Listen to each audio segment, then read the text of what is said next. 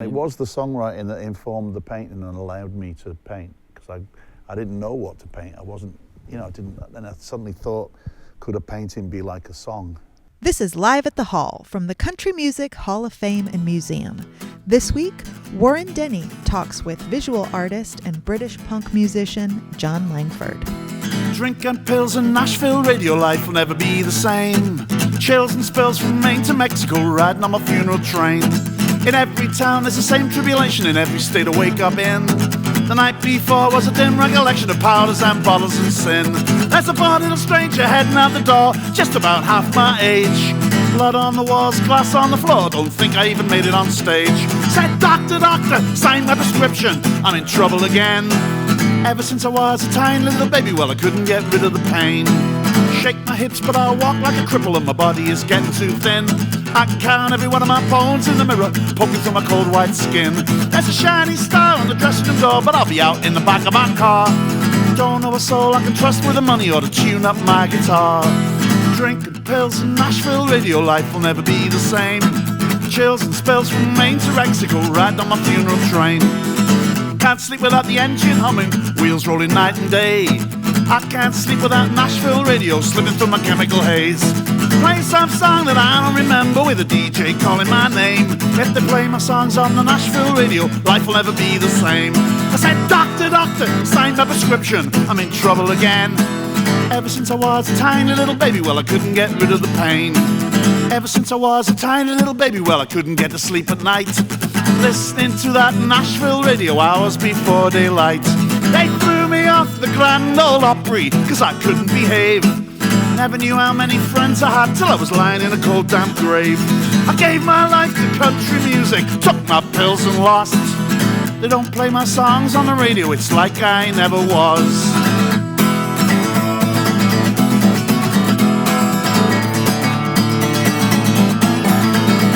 Oh, fat sweaty cop in an Alabama lockaby looked at me and he laughed. Heard my songs on the Nashville radio, asked me for my autograph.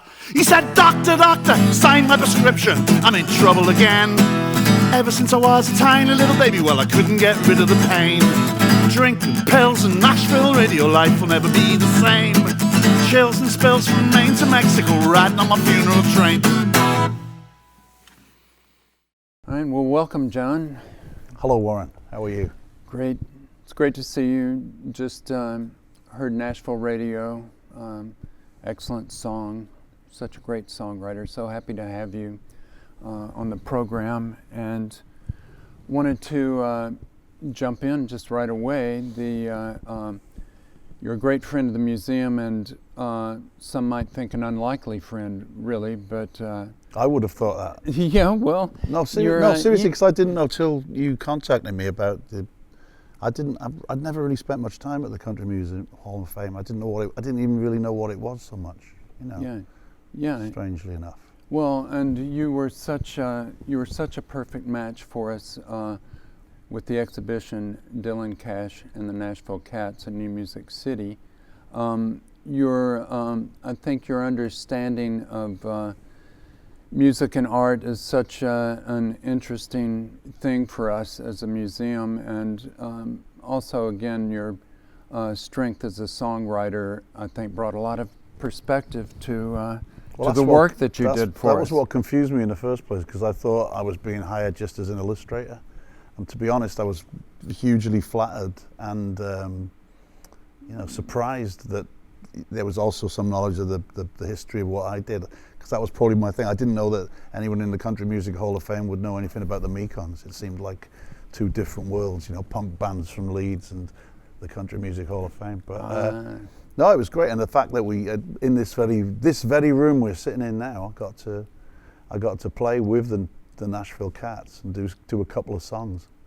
I mean, that was an amazing thing in my life. So yeah. I thank you. Oh well, the museum thanks you for the artwork, the primary piece that you produced for the exhibition, as well as the ancillary piece, the surprise piece, the Nashville Cats. Well, you asked for a picture of Bob Dylan and Johnny Cash set in the context of what was going on in Nashville in the 60s and how Nashville was changing, how Cash instigated that, and Dylan became the sort of figurehead of the new wave of people who wanted to come and record you. But I kind of figured out a little bit later on in the process that really you were kind of honoring the musicians.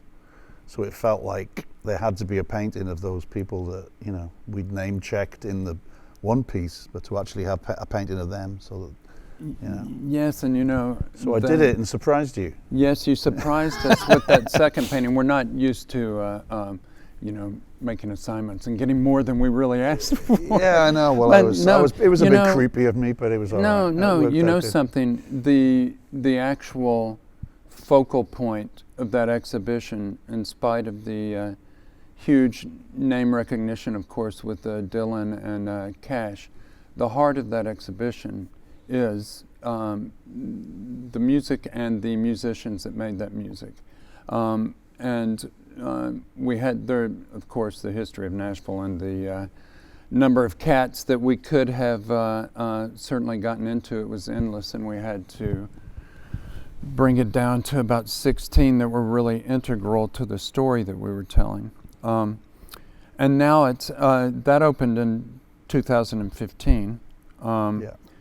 I should mention that the exhibition itself, the Dylan Cash and the Nashville Cats exhibit, has been resurrected through a federal grant and relaunched here this year in April, and so it kind of rekindled our relationship a bit, because your artwork is all over that exhibit. The actual room, you know, when you had the show, I was so flattered by going into that room and seeing bits and details from my artwork and the bits from the different paintings kind of everywhere throughout the exhibition. Jeff Stamper did the design for the you know, he utilized the imagery and the style of my paintings, and it was kind of like going into a little weird environment that was sort of like maybe it was the inside of my brain or something. And it was lovely, really great. You were also our artist in residence at Hatch Showprint in 2015. Yeah, I've always been a fan of Hatch Showprint, and that was, again, I didn't know till I came down here to sort of meet with you about the painting and how the exhibit was going to go, that Hatch was actually in this new building. That Hatch was always on Lower Broad, or I know it had been a bunch of locations, but I'd met Jim Sheridan years before when he'd been kind of on tour with his, I think he did a thing at Columbia College in Chicago, and we were the band. They booked us to be the band, and then I met Jim and he was showing off his work. So we'd always got posters. You know, if we wanted a poster for a Mekons gig, we said, we could do this, we could do that, or we could just call them. Well, what would the poster be? I said, I don't know, just as long as it says Mekons on it, the date, we just let them do whatever they want. And we had fantastic results with that, you know. Oh, wow. Really beautiful work.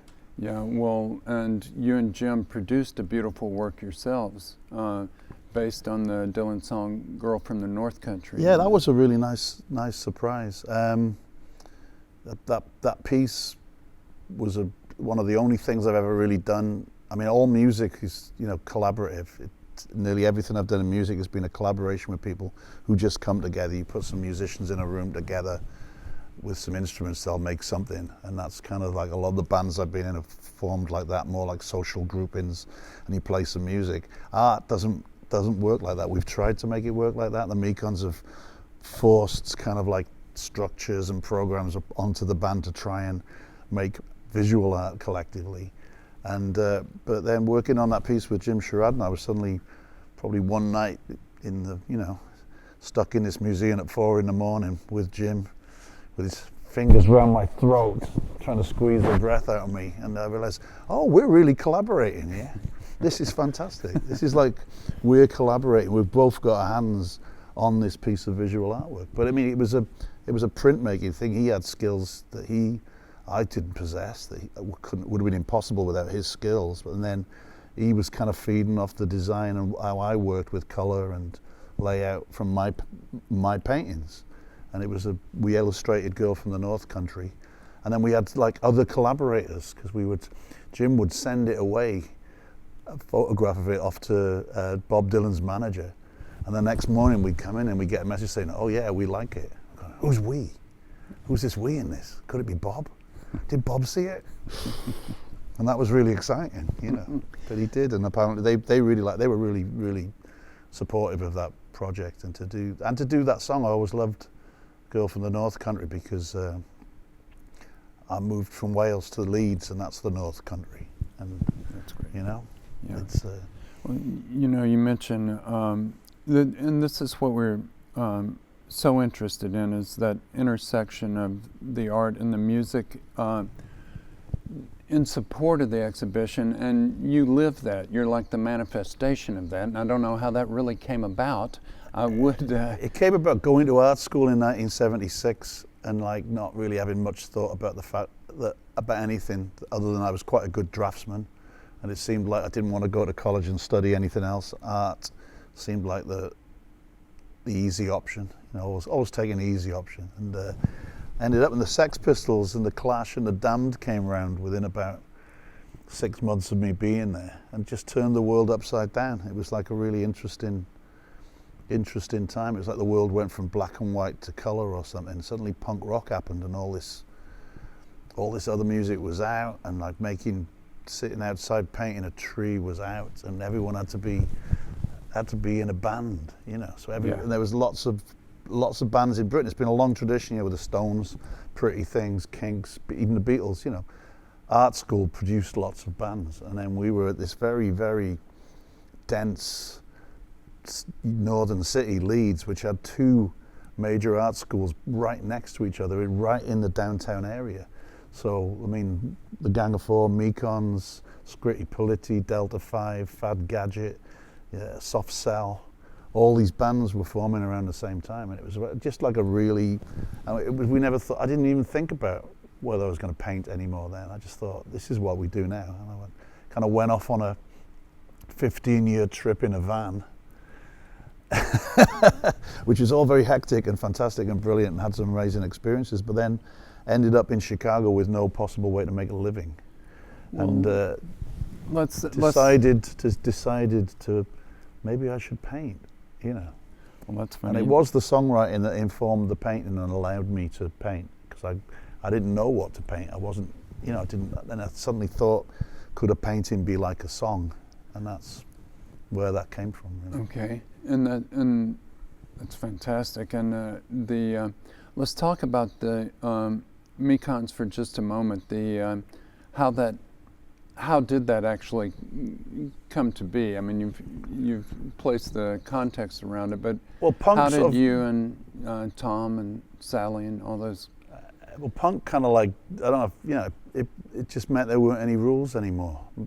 It seemed to me that when I was about 15, 16, music was really boring. It was all progressive rock, and it was all based on sort of virtuosity and how big a stadium you could play and how many notes you could play, and it was all about guitar heroes, and kind of, it was just really inaccessible. And we liked music, we liked bands, but didn't feel like anything we could be in.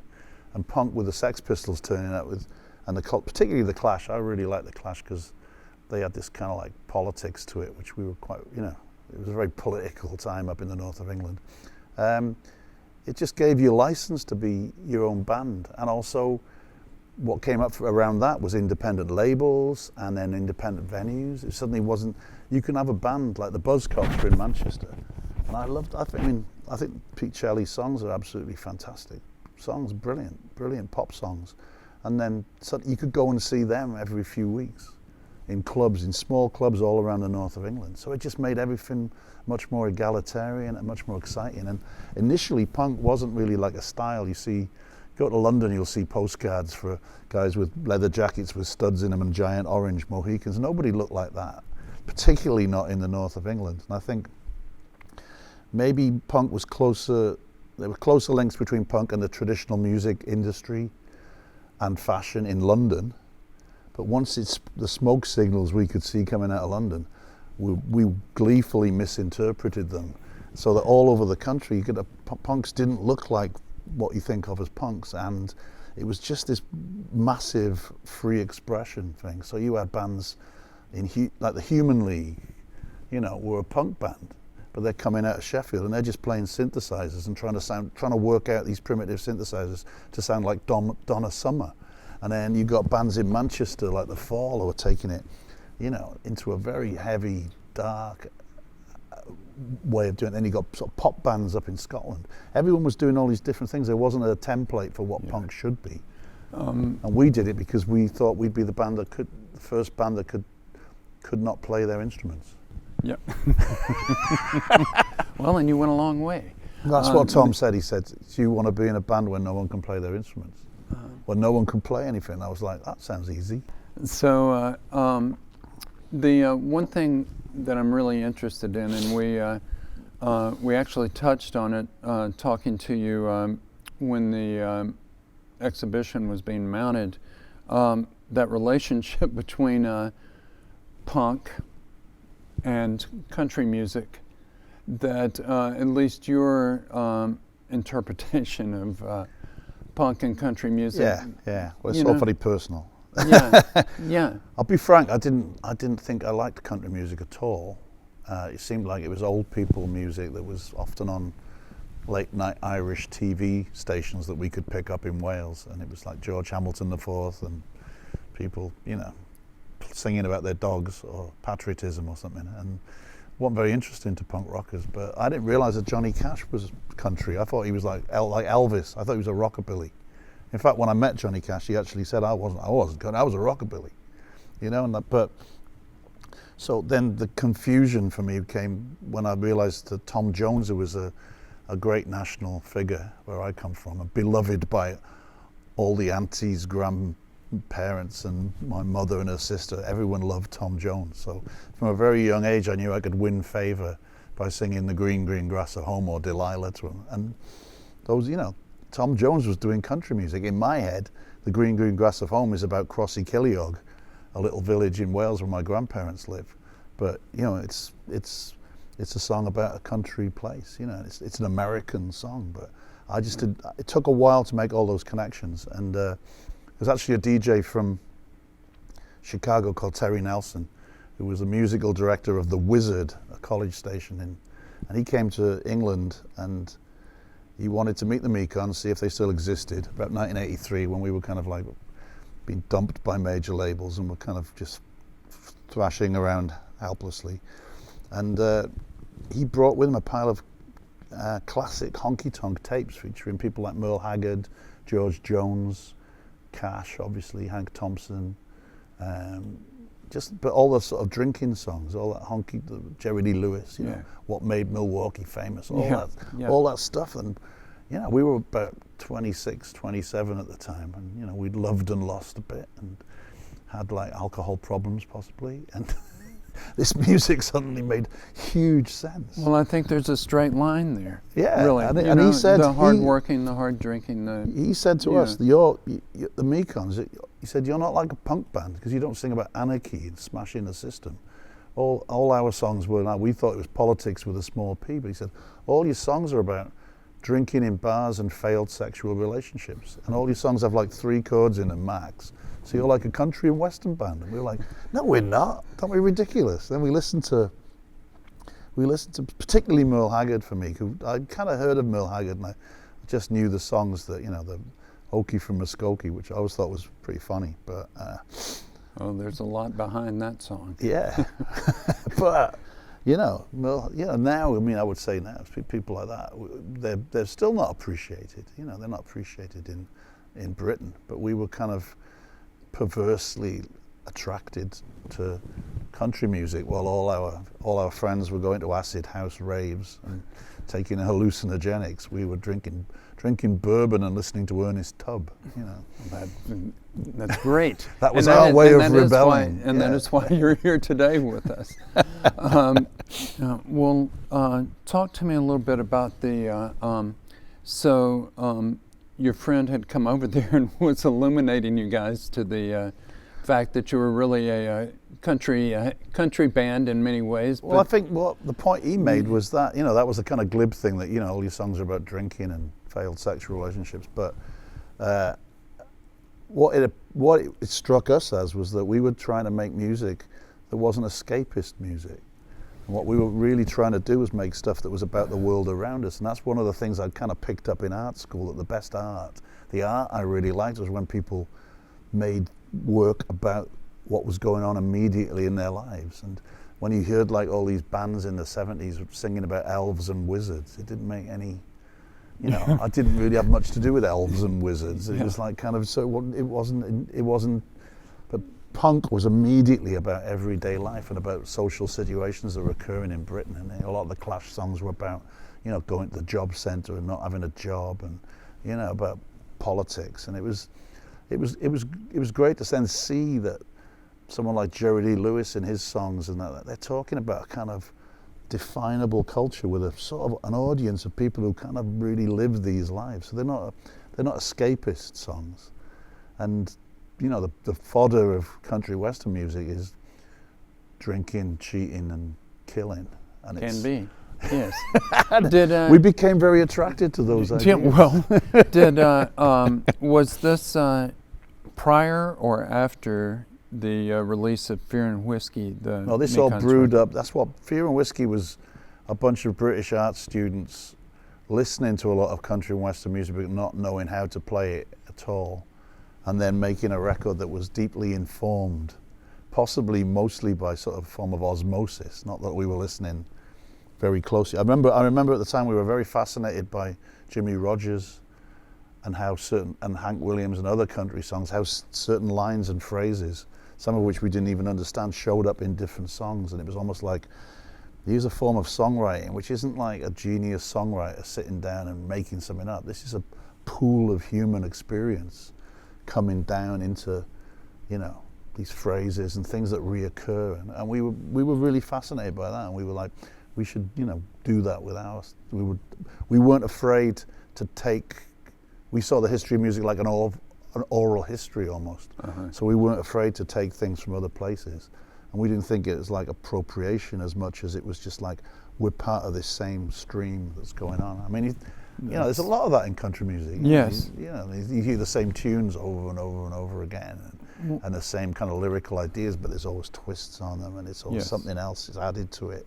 And it's, you know, and it's inspiring. Also deeply rooted in folk when you start tracing things way back to the source. My brother lives in Reading in England, just outside London, and I was with him and my sister-in-law, and we were walking through a ruined abbey that's downtown in Reading, and it's kind of like a church still there, but there's bits of a ruined abbey. And I walked up to it, and there's an inscription on the wall from like 13 something, and it says, "I cuckoo is in pretty birdie," and it's the cuckoo, you know, which is, to me, was like, that's a really American, that's like an American folk song, isn't it? Yeah. The cuckoo, but it's not. The cuckoo is a pretty bird, you know. Yeah. Had traveled. Wow. It migrated. Talk to me a moment about the record that you made, with some of the Mekons, but also the record that you made 86, 87 that brought you here specifically to the Johnny Cash connection. I had one of my best mates back in England who's doing really well now. He's a DJ on Radio 6. If you ever can check into the BBC player, check out Mark Riley's show. But he was I think he joined the Fall when he was something ridiculous like 15 years old. He was in a bathroom at a Fall gig wearing a homemade Fall t-shirt that he had made himself. And Martin Brammer, the original guitarist in the Fall, said, "So you like the Fall, do you?" And he went like, "Yeah, I like the Fall." He said, "Do you like the Fall? Do you want to be in the Fall?" And he said, "All right." He said, "Can you play guitar?" I said, "Yeah, all right, you're in." And they made him join the band because he'd made a homemade Fall t-shirt. And Mark really, independent of the Mekons getting into all that honky-tonk stuff, he was really obsessing about Johnny Cash at the time, and again, very deeply unfashionable at the time in Britain, you know. And he said, "These Johnny Cash songs are great. We should cover them. Me and you should make an album singing Johnny Cash songs." I was like, "Oh, hang on. That sounds like we're gonna get, you know, people are gonna think that's a bit weird." I said, "Well, maybe we could do it like, maybe we made it a benefit album, then maybe people would buy it. If it was for a good cause, people might buy it for a good cause." And then I said, "Well, we could get other people to sing as well." And so we ended up putting together an album of Johnny Cash songs with the Mekons, basically with a backing band with a few other deputy Mekons from Leeds playing on it. We had a double bass player called Chet from the Pink Peg Slacks and Brendan Croker really great slide, and kind of could play actual roots music. He played on it, but we had Pete Shelley from the Buzzcocks came in, Stephen Melinda from Cabaret Voltaire, a really out there electronic pioneering band from Sheffield. He wanted to sing, I think he sang I Walk the Line. David Mekons from the Triffids came in. Michelle Schacht was living over there at the time. We got her to do that one about building the car from Spare Parts, which is a pretty good song. But the best bit of casting, which was on Mark had a label called In Tape Records, and he got me in to produce them. And there was this kind of wave of psychedelic garage rock that was swept through Britain in the mid-'80s. And there was a band called the Gay Bikers on Acid, who I loved, and I got to produce them. And they wore like denims and denim jackets that they'd sprayed with kind of day glow colors, and they all had dreadlocks. And they were it was called Grebo, this type of music, and it was pretty sort of scary. It was a bit like punk, And the name of the record was? And they had a song called, the lead singer was Mary Mary. Oh. This guy, that's what he called himself. Okay. His real name was Ian, but he's known as Mary Biker now, but at the time he called himself Mary Mary. So we thought, let's get him to sing Boy Named Sue. And then when we made the record, we gave it to Cash. Cash picked up on that and he loved it. I love this Boy Named Sue by Mary Mary. And he just thought that was really funny. Wow. He even went on the BBC. They did an interview with him at the Albert Hall when he played there in 1988, and we were sort of hanging around with him backstage, and I saw him do the interview, and it was fantastic. I thought, I've not done anything in my life. I have made Johnny Cash say Gay Bikers on Acid on BBC television. It's amazing. He said, all these young people have covered my songs. Yeah. But Roseanne, there was a quote from Roseanne in a magazine, and it was really nice. And she just said he was in a real low point at the time, and that really cheered it up. She said it was really good for his morale. And we didn't do it for those because we didn't know he was at a low point. We had no idea. Yeah, we just thought he was like, to me, Johnny Cash was like Moses or someone. He was a superstar. How could he have career problems? And then, we cheered him up. He liked he liked that young people felt he was relevant. That's all he wanted, really. He didn't care about the rest. His range of perspective is amazing, really, and his personal range. The name of that record, the album... It was called Till Things Are Brighter. And Till Things Are Brighter... Which is a line from Man in Black. Yes. Which Mark Ullman sang on the record. Mark Ullman from Soft Cell. Oh, wow. He sang the Man in Black on it, and he did a fantastic job. And so, in essence, that record brought you to Nashville. Yeah, we actually physically, it got released in the States on an independent label, I think out of Georgia, and then me and Mark and Sally came, and a bunch of us, we thought, well, if we're going, we better go to the Grand, and Cash, we worked out we could get there on a night when Cash was actually playing at the Grand Ole Opry, the first in Opryland, and it was the first time he'd played there for ages. So we went to that, and we went to Graceland, and we did it all. Yeah, well, and you went to Tootsie's, I believe, and if I remember correctly, you told me that may have played a role in that's reawakening. Well, if you want to, if you would go back to the thing of what was I going to make art about after 15 years thrashing around in a punk band, and music being my whole life, and having that idea that you make art about. We wrote songs about our experiences, and I wanted to make some art about my experiences. And an artist in Chicago called Tony Fitzpatrick asked me to do an exhibit, and all I could draw on was this idea of that image of Tootsies and all those pictures up on the wall, all covered in I loved the fact that they were publicity photos, mostly publicity photographs of aspiring young artists dating back to the 40s, 50s, 60s. And they're all covered in these layers of nicotine snot. Yes. And they're all up on, it's like a graveyard, and they're all smiling out so optimistically. That's a big moment when you're in a band, having your publicity photograph taken. You want to be at your very best, and you're most optimistic. This is like, people are going to see this, they're going to like me, and there it was. This Tootsies was like, for me, it was like visiting the basement of great art museums of Europe, where you see all these medieval pictures, and they're covered in, you can hardly see them because there's so years and years of filth on them, and Tootsie's walls were like that. And I said, I'm just going to go home and try and make some pictures like that, which I did.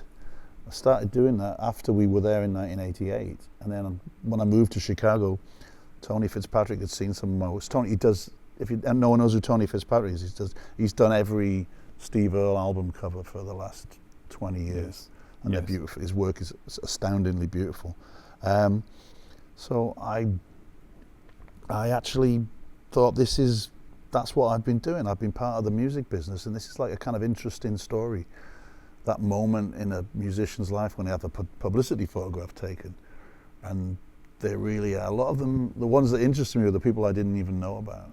But then I started reading about Bob Wills, Johnny Cash, Hank Williams, their lives, and how the structure of the music industry affected them physically as people, and you know how they had to behave to get on.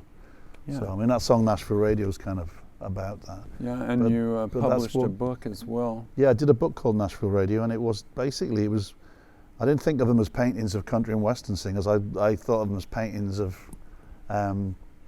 publicity photographs. Wow. But then it kind of it ventured out into, I also thought another pivotal moment is when you sign your contract, because in my career we've been like, you can go from exciting creative genius to dull corporate employee with the stroke of a pen. You sign a contract with a major record label and see how good you feel within about 2 weeks of doing that. You know, I read recently a passage from a reference book that said the Mekons, the group's troubles with record labels and their staunchly leftist politics are legendary. In my mind, they are. And we did have trouble with record labels. Right. We weren't very good. We tried to fit as well. The common sort of like story about that is we were too difficult, but it was just, we were trying really hard. Every time we were signed to a big label, we were really trying to sort of fit in and find out what they wanted, or you know, how we could make it something that was vaguely successful. But there was just something in us that made that absolutely impossible. Yeah. So we just didn't have that that drive. You know? Yes. There's some kinship to the outlaw movement there. Yeah, it was once the reins were taken out of our hands at any level, it was never any fun after that. So yeah. Well, so we're so grateful for the reawakening, of course, with your artwork, and you began showing up in Nashville a little bit more. You've become quite a known person in your own right here in town, and I've had a few things here. I've had a few interesting experiences in Nashville. And I think the exhibition did. I know that you met Norbert Putnam here, and well, I think Norbert was. I think most of the guys who were Nashville Cats who were performing in that band lived in Nashville, and Norbert lives down in Alabama because he was originally from Muscle Shoals area, and then so I walked back from the rehearsal with him. We went back, and then of course Norbert was like, "Oh, we should go and have a glass of wine." And so we had a glass of wine in the bar, and we got talking after the rehearsal for that show. And he said to me, "You sing like a pirate. You should come down to Muscle Shoals and make a record." And I'm like, "Is it pirate music big down there? Is it at the moment?" Yeah. but that's exactly what we did. We had a project with two really great singers up in Chicago, Bethany Thomas and Tony Newsom. We've been trying to plot. Tony had been doing the Skull Orchard stuff with me for ages, and then Bethany she said, "You think I can sing? I'll bring my friend along, Bethany." So she sang on a actually a Waco Brothers and Paul Birch record. I think they sang on that. Touch on the Waco Brothers too, but but we said we got to do we should do a project together sometime. And then Norbert just said it was just perfect to take Tony and Bethany to Muscle Shoals, and they really wanted to go. And so today, and I know the Mekons released Deserted, I want to say in 2018, thereabouts. I think 2019, yeah. 2019, another great record, top to bottom. Again, I have to keep pointing back to your songwriting and your collective songwriting, certainly. Yeah, well, that's the thing with the Mekons is we turn up places and we don't have any songs, and we went to the desert. We went to the Yucca Valley out by Joshua Tree National Park for that record, Deserted, and it was Yeah, I kind of knew what would happen. I kind of predicted it, that if we go there, we're just going to sit and write really great songs, and it's going to be brilliant. And it was that record. I love that record, and it was a nice start for us again. We had a new label in Europe that did a great job on that. We went and toured Europe and everything was like, right, now here we go. And 2020 came. Yes, 2020 came, and during the pandemic, I know you've been out playing some recently, done some touring and getting back into the swing of things. You mentioned a new Mekons record, I believe. Well, we made one during lockdown because we were going to go to Valencia. We found a studio in Valencia, and a friend of ours was, wanted to help us with it, and he just moved to Valencia, and we thought, that sounds like a nice place to be. We'd been there before with the band. They have very good paella there, and apparently everyone in the Mekons, is one thing we can all agree on, is like, paella is brilliant. So we were going to go there, and we didn't, but we paid for the tickets, we paid for the studio, and we had to sort of cancel it all. And I said, what are we going to do? And I said, we tried to make an album. We succeeded. We made I think it's a great album. It's called Exquisite, but it refers to the exquisite corpse. The surrealist game that they would play where, you don't see what the other people are doing. So it seemed like a good idea for that album, because we were all going to record it. But people were recording on their phones, people were going to studios, but nobody met. Even Sally lives in the same town as me in Chicago, but we didn't meet during the recording of that album. Everything was done remotely. And there was lots of games played, lots of random things. Like people would play to a click track in a certain key but not hear what anybody else had done. And then it was kind of assembled with strange rules as well. But that's coming out on vinyl. It only came out on Bandcamp just, at the time. But that's going to come out next year with Glitterbeat. That sounds great. Yeah, it was a bureaucratic nightmare. Yeah. It was very painful to do, but it sounds all right. I can imagine. Well, from Newport, South Wales, by way of Leeds and other places to Nashville, you've really made the connection here with the museum. We're so happy to see you again, and resurrecting this exhibition online has breathed some new life into our world as we see it. Everyone's been dealing with the pandemic in their own way. It's so good to see you, Jon. I think we'll wrap up here with another song. Okay. Thank you, Warren. Thank you, Jon. If you're traveling to the North Country Fair, where the wind hits heavy on the borderline, remember me to one who lives there. She once was a true love of mine.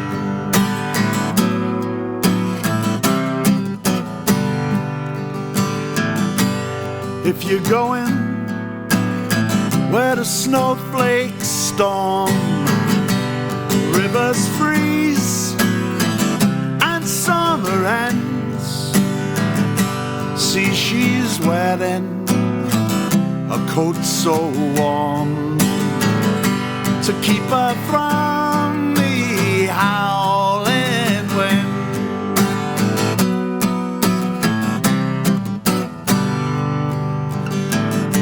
See, for me, her hair hangs down, it rolls and falls all down her breast. Yes, see, for me, her hair's hanging down, 'cause that's the way I remember her best.